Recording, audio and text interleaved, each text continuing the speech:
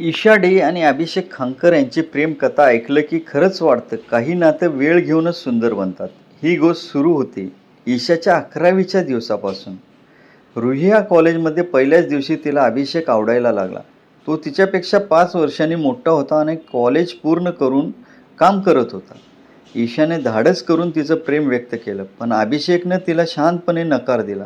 तो म्हणाला, "तू आत्ताच कॉलेजला आली आहेस, आधी अभ्यास कर." यानंतर दोघे वेगवेगळ्या मार्गाने निघून गेले. काही वर्ष दोघांचा संपर्कही झाला नाही, पण नशिबात काहीतरी वेगळंच लिहिलेलं होतं. 15 वर्षानंतर सोशल मीडियामुळे दोघं पुन्हा एकमेकांच्या संपर्कात आले. एक दिवस अभिषेकने ईशाचा परफॉर्मन्स पाहिला आणि तिला मेसेज केला. तिथून पुन्हा बोलणं सुरू. 11 मार्च 2015ला दोघांची भेट झाली आणि ह्या भेटीनंतर त्यांची मैत्री हळूहळू प्रेमात बदलली. दोघांनी एकमेकांना समजून घेतलं आणि आयुष्यभर सोबत राहण्याचा निर्णय घेतला.